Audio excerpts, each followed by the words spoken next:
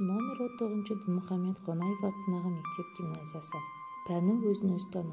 Пән мұғалімі Өскенбаева Айнұр. Сыныбы 3. Сабақтың тақырыбы табиғатпен үйлесім.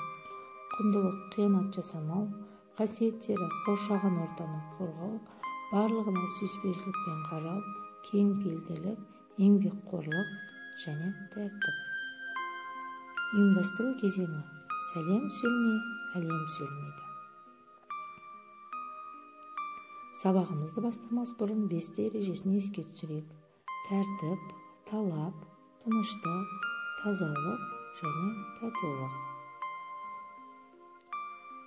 Жағымды көңіл күй, тыныштық сәті, су асты патшалығына ойша саяхат жасаймыз. Үйге тапсырмаға қос-қарлығаш өлеңі берілген болатын. Жаңа сабақтың тақырыбы табиғатпен үйлесім. Дәйек сөз. Табиғатсыз күнің жоқ, оны айтуға табиғаттың үні жоқ. Табиғат ырыздықтың, ырыс пен мол қазынаның қайнар көзі. Адам денсаулығының сенімді сақинасы. Табиғат адам тәрбиешісі. Адам табиғаттың ажырамас бір бөлігі. Адам табиғатқа тәуелді, әрі тығыз байланысты. Табиғат адамның бойына қуат, өзіне шабыт беруші күш.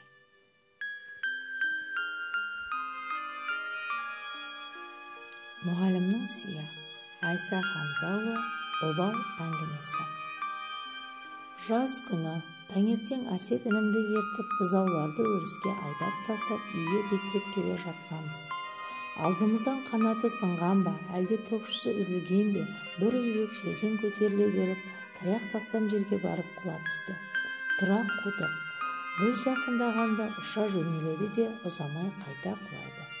Үйректі қуалап жүріп ауылдан ұзап кетіппіз. Үйрек аспанға көтеріліп, алғаш ұшқан жеріне қайта барып қонды. Балапандарын өзенге апара жатқан құс екенін сонда білдік. Бізден балапандарын қорғау үшін қолданған амалы екен. Жүр, балапандарын ұстап алайық, дедім Әсетке. Жүгіріп отырып үйрекке қонған жерге келдік. Балапандар өзеннің жар қабағына таяп қалыпты. Бізді көрген үйрек: «Өлтіріңдер, мені өлтіріңдер, балапандарыме тие көрмеңдер» дегендей жолымызды бөгеп қалшиып тұр. Әсет жерден тас алып жіберіп қалып еді, үйректің басына тиіп құлап түсті. Үйректі ұрып алғанымызға қуандық. Үйге келген соң екеуміз жарыса сөйлеп апамызға айттық. Апам қынжыла сөйледі: «Байғұс ана-ай, бала үшін отқа да суға да түсіп өлімге де барады-ау. Мына үйректе балапандарын қорғау үшін өлімге басын тігіп тайсалмаған. Бұл қылықтарын бекершілік болған. Шешесінен айырылған балапандары қалай күн көреді? Қайтып жан сақтайды». Қателігімізді мойындадық. Балапандарды аяп мұңайып қалдық. Қап әттеген-ай, обал болды-ау. Бұл мәтіннен не түсіндік? Үйректің үркіп қашу себебі неде? Балалар балапандарға қандай қатер тудырды? Обал болды дегенді қалай түсінесіңдер? Құстарды неліктен қорғау керек деп ойлайсыңдар? Өздерің құстарға қандай қамқорлық жасайсың? Осы сұрақтарға жауап берейік. Мәтіннен не түсіндік? Ойымызды саралап, жинақтап сұрақтарға жауап береміз.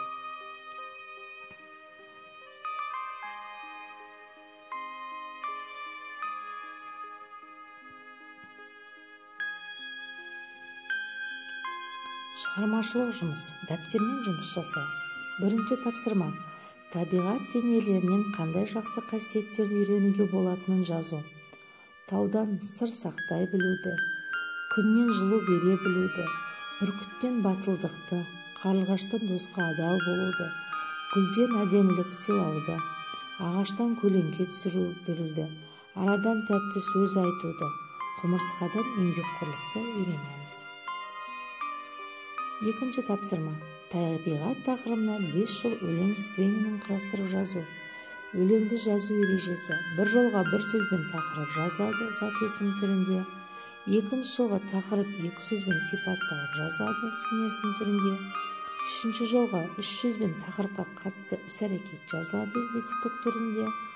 Төртінші жолға 4 сөзден тұратын тақырыпқа қатысты бір сөйлем жазылады. 5-ші жолғы тақырыптың мәнін сипаттайтын бір сөз жазылады. Бұл тапсырманы орындап болса, 3-ші тапсырма. Қажетті сөздерді пайдаланып, табиғатты аялаудың ережесін құрастырыңдар.